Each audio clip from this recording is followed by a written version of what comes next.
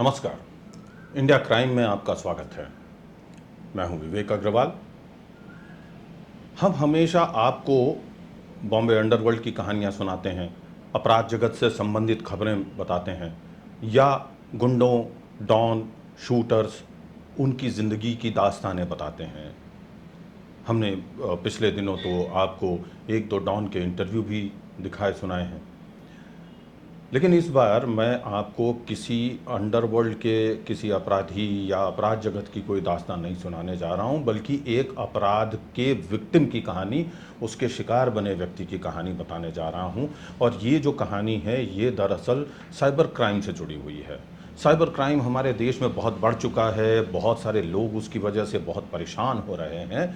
ऐसे में ही मैं घनश्याम केशवानी जी को मिलने के लिए गया इंदौर, और उनके बारे में मुझे पता चला था कि वे एक बहुत ही बड़ी कंपनी में, मल्टीनेशनल कंपनी के वायर डिवीज़न से रिटायर हुए अधिकारी हैं, और उनको डिजिटल अरेस्ट का झांसा दे करके 42 लाख रुपए उनसे वसूल लिए या ठग लिए। मेरे लिए ये बहुत ही चौंकाने वाली चीज़ थी कि एक इतना समझदार पढ़ा लिखा व्यक्ति कैसे इनके झांसे में आ सकता है। तो मैं ये बात समझना चाहता था।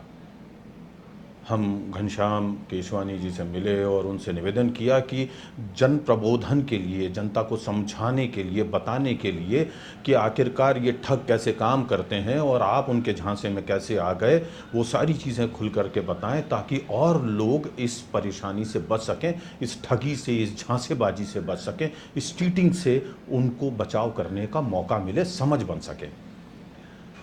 तो सबसे पहले हम घनश्याम जी से समझते हैं कि आखिर उनके साथ हुआ था क्या, कैसे, कब और कहाँ।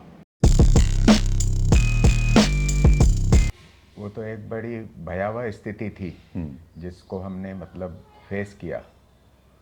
इस प्रकार की स्थिति किसी के साथ नहीं हो वो हम लोग आशा करते हैं, परंतु हमारे साथ जो एक फ्रॉड हुआ है जिसको आज के नाम से डिजिटल अरेस्ट के नाम से जाना जाता है। अक्टूबर के महीने में इन चीज़ों की किसी को जानकारी नहीं थी कि डिजिटल अरेस्ट होता क्या है। अचानक 3 अक्टूबर को हमारे पास कॉल आया, नॉर्मल कॉल आया कि आपका यूनियन कैनरा बैंक में आपका अकाउंट है, उसमें आपका 2 करोड़ 60 लाख रुपए का मनी लॉन्ड्रिंग हुआ है, और अच्छा। उस मनी लॉन्ड्रिंग के एवज में आपको 20% commission state bank of India के अकाउंट नंबर में ट्रांसफ़र किया गया है। सो ये एक प्रकार से सज़ा का प्रावधान है, और आपको हम लोग अरेस्ट करने के लिए आ रहे हैं। तो इतने में बांद्रा पुलिस स्टेशन से पुलिस का भी फ़ोन आया कि ये जो आपके साथ हुआ, आपने किया है, ये एक प्रकार से बहुत बड़ी सज़ा का प्रावधान है।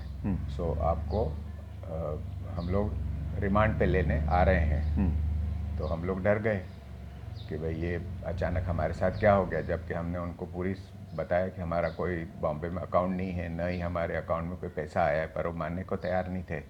फिर उन्होंने बोला कि आप बातचीत में थोड़े सभ्य लगते हैं, इसके लिए हम आपको इस क्राइम ब्रांच के जो हमारे मैनेजर हैं, ऑफिसर हैं, उनके साथ आपकी बात करवाते हैं। अच्छा। तो उन्होंने तुरंत एक वीडियो कॉल बनाया, और सामने सीबीआई ऑफिसर अपना भारत का झंडा और यूनिफॉर्म में बैठा हुआ था।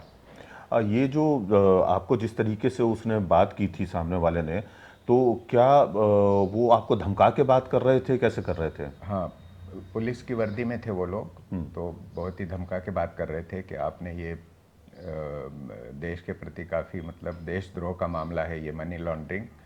सो मतलब बहुत ही गलत तरीके से बात कर रहे थे, जिसको कि हम डर गए थे। तो उसके एवज में फिर उन्होंने क्राइम ब्रांच के जो एक ऑफिसर थे उनका नंबर दिया और वीडियो कॉल लगा के हमको उनसे बात करवाया। अच्छा। तो फिर सीबीआई ऑफिसर ने भी धमकाना चालू कर दिया कि ये आपने क्या किया है, आपने पूरे मनी लॉन्ड्रिंग केस में आप फंस चुके हैं, और अब आपको अरेस्ट किया जाएगा। सो आप इस चीज़ से निकल नहीं पाएंगे। तो हमने काफ़ी रिक्वेस्ट करी कि इन चीज़ों से हमारा कोई लेना देना नहीं है, हम तो रिटायर्ड हैं, हम घर में बैठे हैं, और न ही हमारा बॉम्बे में कोई संबंध है, न ही हमारा कोई मनी लॉन्ड्रिंग से संबंध है। तो उन्होंने फिर बोला कि ठीक है, आप को हम लोग इस चीज़ को थोड़ा सा हम छुड़वा सकते हैं। अच्छा। अरेस्ट कर नहीं करेंगे, उसके लिए आपको हम डिजिटल अरेस्ट करके और आपसे कुछ सवाल पूछेंगे, उस सवालों का जवाब देते जाइए, क्योंकि सबूतों के बगैर हम लोग आपको नहीं छोड़ सकते। तो हम लोग को ऐसा करीब 45 से 50 मिनट तक हिप्नोटाइज़ किया। मेरी वाइफ को भी बुलाया उन्होंने। अच्छा। मेरी वाइफ भी डर गई कि ये अचानक क्या हो गया है। फिर उन्होंने एक बैंक मैनेजर को भी साथ में रखा, और उसने भी वही दोहराया जो उन्होंने बांद्रा पुलिस स्टेशन के एक ऑफिसर ने दोहराया था। अच्छा। और ये सब फर्जी थे? ये सब फर्जी थे जी। और हम लोगों को इस प्रकार से गुमराह किया कि वो सच लगने लगा था। तो फिर उन्होंने एक सुप्रीम कोर्ट का एक लेटर था जिसके ऊपर मजिस्ट्रेट के सिग्नेचर थे, वो भी फर्जी रहा वो होगा? भी फर्जी था, और उसके ऊपर मेरा आधार कार्ड नंबर और बैंक अकाउंट नंबर लिखा हुआ था, जिसमें लिखा हुआ था कि आपको 20% जो कमीशन मिला है वो उसके एवज में आपको गिरफ्तार किया जाएगा। तो तुरंत हम लोग डर गए। तो उन्होंने बोला कि ठीक है, आप अपना एक इस अकाउंट नंबर में आपके पास क्या क्या पैसा आया हुआ है वो हमको पूरा बताइए। तो हम लोगों ने हमारा अकाउंट बताना चालू किया कि हमारे स्टेट बैंक ऑफ इंडिया में एफडी है, और ये हमारे रिटायरमेंट का कुछ पैसा बचा हुआ है, उसका हमको इंटरेस्ट मिलता है, उससे हम घर चलाते हैं। तो उन्होंने बोला ठीक है, आपका पैसा कहीं नहीं जाएगा, आप इसको सुप्रीम कोर्ट की एक वैलेट होती है, उस वैलेट में इसको ट्रांसफ़र कर दीजिए, उसका वेरिफिकेशन करके आपको तुरंत वापस लौटा दिया जाएगा। अच्छा। और ये बात आप किसी को न कहें, बिकॉज ये मनी लॉन्ड्रिंग का पैसा जो है विदेशों में जा रहा है, तो अगर किसी को पता चलेगा तो वो जो फ्रॉड किया है जिसने मनी लॉन्ड्रिंग का, वो सचेत हो जाएंगे और वो भाग जाएंगे हमारे हाथों से। तो आप किसी को भी मत बताइए, और कैमरे को ऑफ कर दीजिए, सिर्फ आप वॉइस ऑन रखिए और आप बैंक में जाइए, क्योंकि हम लोग ऑनलाइन ट्रांजेक्शन कुछ भी नहीं करते हैं। तो उन्होंने बैंक में हमको लेके गए, मतलब कहा कि जाने के लिए आपको? हाँ, इस बैंक में जाइए और वहाँ से आप हमको ये जो सुप्रीम कोर्ट का वैलेट है, उसके ये नंबर है, उसका आईएफएससी कोड है, इसमें आप मनी को ट्रांसफ़र कर दीजिए। अच्छा। सो हमने डर के वजह से कि भाई अरेस्ट नहीं हो, इसके कर दिया हम लोगों ने वो पैसा ट्रांसफ़र। कितना टोटल पैसा किया करीब आपने? हम लोगों ने 40,70,000 रुपये ट्रांसफ़र किए उसी पहली ही बार में, पहले ही दिन? पहले ही दिन। और बैंक वालों ने आपसे पूछा तक नहीं कि आप इतना पैसा क्यों ट्रांसफर कर रहे हैं? हाँ, तो उन्होंने हम बोला कि आपसे बैंक वाले पूछेंगे कि ये पैसा आप इतना ट्रांसफ़र क्यों कर रहे हो, तो आप उनको बोलना कि ये मेडिकल इशू के लिए हम लोग इसको ट्रांसफ़र कर रहे हैं। अच्छा। तो बैंक वालों ने हमसे पूछा कि आप तुरंत इतनी एफडी तोड़ के क्या करेंगे, तो हमने भी वही रिप्लाई दिया कि कुछ हमारे मेडिकल इशू हैं जिसकी वजह से इस पैसे की ज़रूरत पड़ी है। तो उन्होंने फिर उसको ओके कर दिया। अच्छा। और उसके बाद उन्होंने ट्रांसफ़र करवाने के बाद में बोला कि ठीक है, अभी आप घर आइए, वहाँ पर बैठिए, हम लोग उसको स्क्रूटिनी करेंगे और करीब 1-1.5 घंटे बाद आपका पैसा वापस उसी अकाउंट में ट्रांसफ़र कर देंगे। अच्छा। और उसके बाद कल आपके जो अकाउंट दूसरे अकाउंट हैं, एचडीएफसी में है या दूसरे अकाउंट है, उसका भी हम लोग वेरिफिकेशन करेंगे। सो अभी आप घर जाके थोड़ा रेस्ट कीजिए। तो हम लोग सोचे कि ये सही बात है, 1 घंटे में पैसा वापस आ जाएगा। अच्छा। तो उन्होंने हमको डिजिटल अरेस्ट करके रखा, और करीब आधी रात तक उन्होंने इस तरीके से हमको अरेस्ट किया कि कल सुबह आपको वापस हम लोग स्क्रूटिनी करेंगे। तो तुरंत मुझे लगा कि ये कुछ इसमें गड़बड़ लग रही है। सो तुरंत मैंने अपने भाई को टेलीफोन किया, कज़िन ब्रदर को। तो वो आया और उसने बोला कि ये तो सब फ्रॉड है। अच्छा। ये तो आप इसको सीधा पहले तो इसका डिजिटल के जो वीडियो है ये आप तो इमीडिएट डिस्कनेक्ट कर दो।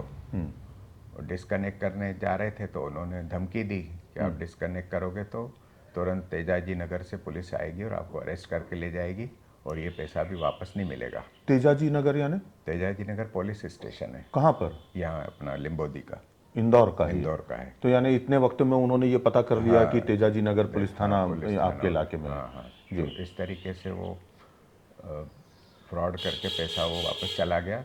तुरंत फिर हम लोगों ने, हमारे एक संबंधित दोस्त है, वकील है वो भी, उससे उससे संपर्क किया तो उन्होंने पूरा वो जानकारी ली और क्राइम ब्रांच में उसको हमने रजिस्टर्ड करवाया। फिर ये जो पूरी की पूरी घटना हुई थी, तो ये डिजिटल अरेस्ट आपका कितने समय तक चला था? करीब 12 से 16 घंटे तक था। तो इस बीच में जो है आपको कुछ भी करने की, एक्टिविटी करने की और दूसरी चीज़ों की उन लोगों ने परमिशन नहीं दी? नहीं, उन्होंने बोला कि आप कैमरे के सामने ही रहेंगे, जहाँ भी जाएंगे उस कैमरे को घुमाते रहिए और आके वापस सोफे पे बैठिए। अच्छा। और ये जो पूरा केस हुआ उसके बाद में पुलिस ने क्या एक्शन किया? पुलिस, तेजाजी नगर पुलिस बोली कि ये क्राइम ब्रांच का मामला है, सो आप वहाँ जाइए। तो फिर हम लोग वहाँ क्राइम ब्रांच में गए वकील के साथ में। उन्होंने वहाँ पर बोला कि आप 1930 पर इसको रजिस्टर्ड करवा दीजिए, इसको पूरे जो आपके साथ घटना हुई है। तो हमने 1930 पे ट्राई किया, 1 घंटा, 2 घंटा, 3 घंटा, उसमें रजिस्टर्ड नहीं हुआ। नहीं, यानी क्या प्रॉब्लम हो रही थी, क्यों नहीं रजिस्टर हो रहा था? बस वो म्यूज़िक बजता जा रहा था, इंगेज टाइप का चल रहा था वो। फिर हमने अधिकारी से बात करी तो उन्होंने बोला ठीक है, आप ऑनलाइन हमारे नीचे सिस्टम बना हुआ है, उसमें आप रजिस्टर्ड करा दो। तो फिर उन्होंने वहाँ ऑनलाइन एक उनके कंप्यूटर पर सॉफ्टवेयर था, उसके ऊपर रजिस्टर्ड करवा दिया। अच्छा। जी। फिर उसके बाद जांच में क्या हुआ, कोई पकड़े गए, पैसा वापस आया? जांच में फिर करीब 2 या 3 महीने बाद कुछ 2 लोगों को उन्होंने अरेस्ट किया, बैंक अकाउंट की से रिलेशन के संबंध में, बड़ौदा से और सूरत से। जी। तो वो लोगों को अरेस्ट करके लाए तो वो लोग तो जस्ट अकाउंट बेचते थे, बाकी पैसा जो था जो लेने वाला वो इधर उधर छुपता फिर रहा है अभी तक। ये ऐसे फीडबैक दिया है मेरे को क्राइम ब्रांच ने कि जो 2 लोग हमने पकड़े हैं वो तो अकाउंट बेचने वाले हैं, उनको 10-10 हज़ार रुपये मिलते हैं अकाउंट बेचने के। और जो मुख्य आरोपी है वो अपना सिम बदल के इधर उधर घूम रहा है। अच्छा। सो अभी कुछ दिन पहले ही बात हुई थी राजेश दंदोतिया जी से और मनोज जी से, जो इस केस को डील कर रहे हैं। तो उन्होंने बोला है कि हम लोग उसको ट्रेस कर चुके हैं, पर अब उस लोकेशन पे जाने के पहले वो वहाँ से भाग जाता है। अच्छा। कुछ ना कुछ करके उसको हम लोग पकड़ के लेके आएंगे। आप क्या मानते हैं कि इस चीज़ के पीछे असल में कारण क्या है? क्या बैंक वालों की मिलीभगत है या कुछ और समस्या है? कैसे ये कांड हो रहे हैं? बेसिकली क्या है कि वो लोग पहले तो रेकी करते हैं कि रिटायर्ड लोग हैं, इनका बैकग्राउंड क्या है, इनका बैंक से आना जाना कितनी बार है, वो सब रेकी करने के बाद में वो इस चीज़ को आपके ऊपर अटैक करते हैं। और जो जिस प्रकार से जैसे आधार कार्ड नंबर हुआ, अकाउंट नंबर हुआ, वो तो कहीं ना कहीं हमारे तंत्र में कहीं ना कहीं गैप है, जिसके वजह से उनको ये सब पता चलता है। अच्छा। बिल्कुल, अदरवाइज़ उनको कैसे पता चलेगा कि कौन सा अकाउंट नंबर में कितना पैसा रखा हुआ है, आधार कार्ड लिंक क्या है, आपका पैन कार्ड क्या है, सब उनको पूरा तथ्यों के आधार पे ही उन लोगों ने हमको इस प्रकार से गुमराह किया। तो इसका निश्चित मतलब ये हुआ कि जैसे जो आपका बैंक है, सपोज आपका कैनरा बैंक है, तो कैनरा बैंक से ही ये इंफॉर्मेशन लीक हुई होगी? होती होगी, क्योंकि क्या है कि हमारा जो चार्टर्ड अकाउंट है, अगर वो पैन कार्ड नंबर डालता है तो आपकी पूरी हिस्ट्री आ जाती है। बिल्कुल।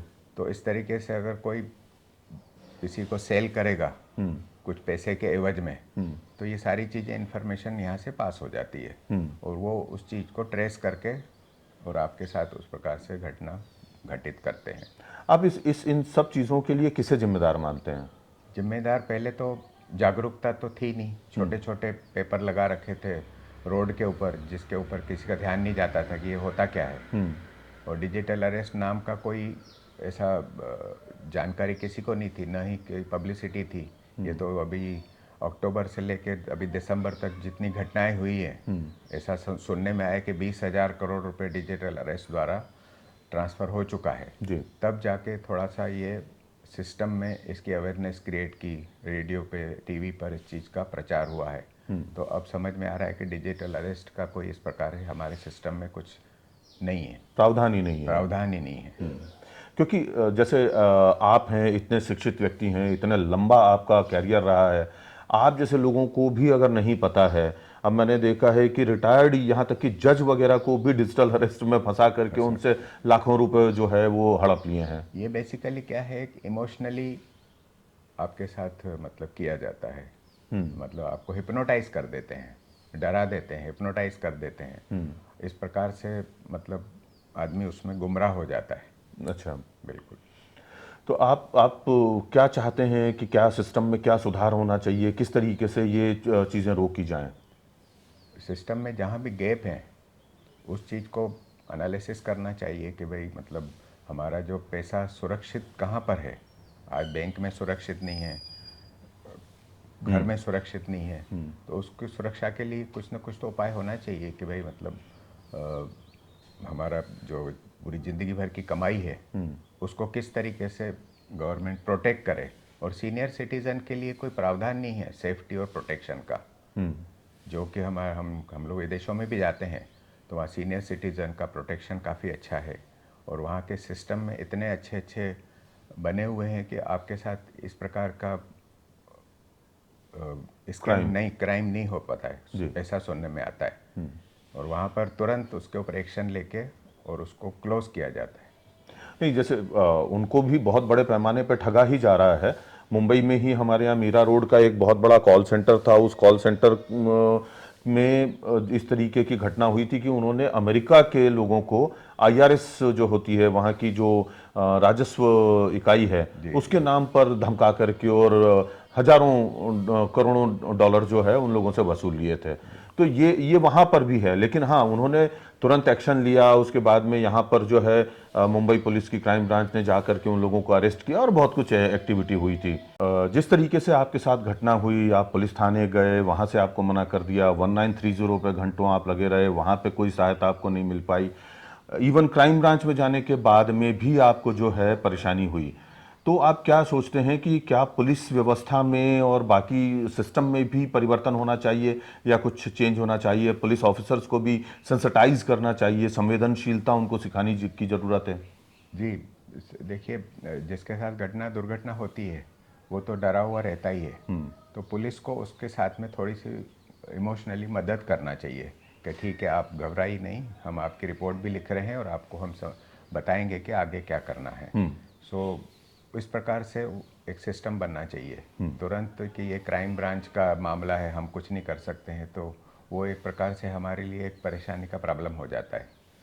हाँ, मतलब एक तो चोट लगी हुई है, ऊपर से आपने मिर्ची चुपड़ दी उस पर, वो हो गया। बिल्कुल जी। तो इसके लिए ये सिस्टम में भी इम्प्रूवमेंट होना चाहिए। और जहाँ तक 1930 का सवाल है उसको इतना इफ़ेक्टिव बनाना चाहिए कि अगर किसी के साथ कोई दुर्घटना होती है तो तुरंत 1930 पे कंप्लेन करने की उसको एक एक्सेस फास्ट होना चाहिए। वो सिस्टम में अगर 1930, 1931, 1934 इस प्रकार से 3-4 नंबर होना चाहिए कि ये नहीं लगा तो वो लगा, वो नहीं लगा तो ये लगा।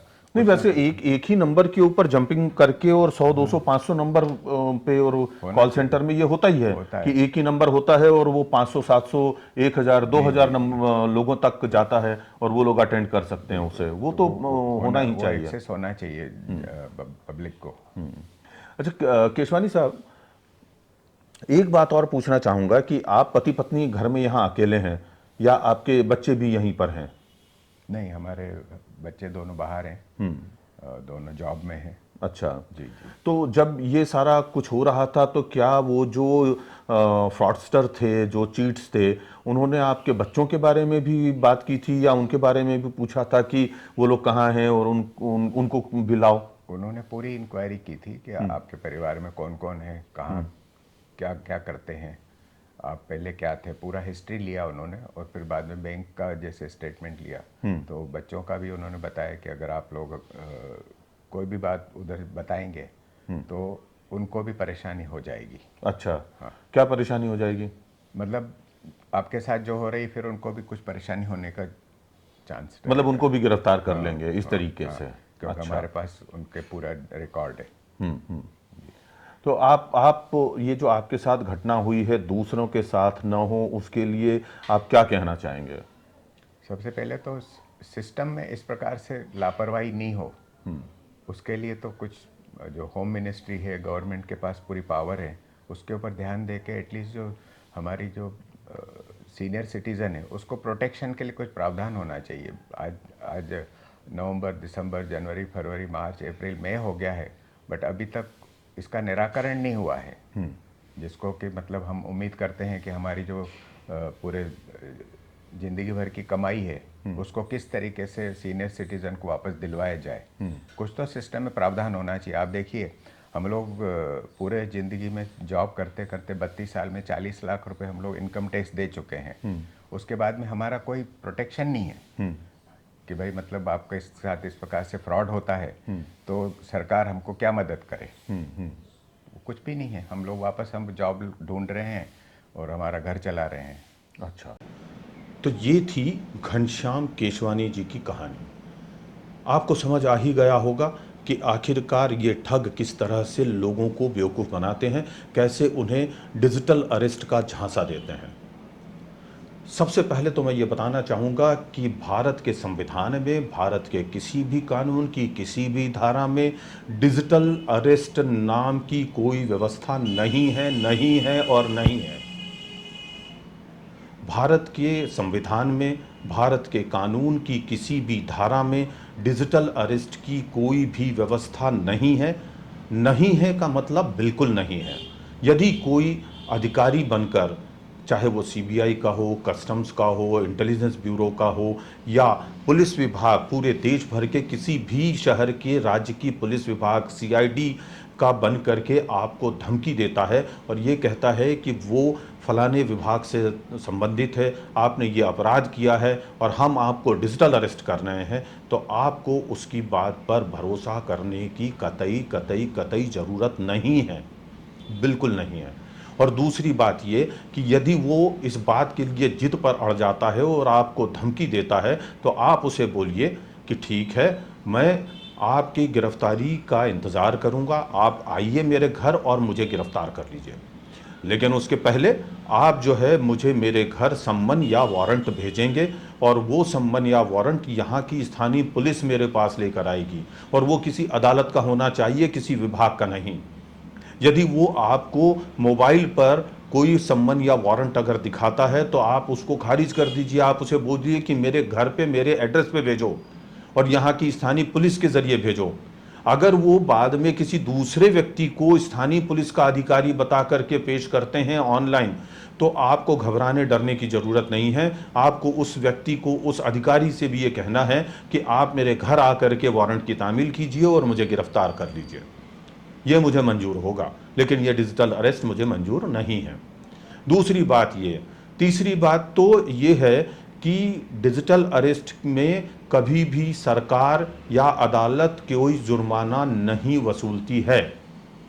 यदि कोई जुर्माना वसूला जाता है तो अदालत उसके लिए आदेश देती है, लिखित में उसका आदेश आपको दिया जाता है, उस आदेश के सामने वो धन कहाँ जमा करना है वो बताया जाता है और धन जो है अमूमन बैंक अकाउंट में नहीं जमा करवाया जाता, बल्कि आपको चेक या ड्राफ्ट ले जा करके वहाँ की रजिस्ट्री में देना होता है या उस विभाग में जमा करवाना होता है जिसकी आपको बाकायदा रसीद मिलती है। किसी भी व्यक्ति के निजी बैंक खाते में कभी भी कोई रकम जमा न करें। यदि कोई व्यक्ति आपको इस तरीके से डरा धमका रहा है तो आप अपने फ़ोन के स्क्रीन रिकॉर्डर से उसकी पूरी बातचीत उसके चेहरे के साथ में रिकॉर्ड कीजिए और वो, अगर आपको स्क्रीन रिकॉर्डर आपके मोबाइल फ़ोन पर नहीं है तो कृपया आज ही एक ऐसा स्क्रीन रिकॉर्डर सिस्टम जो है, ऐप जो है वो डाउनलोड कर लीजिए।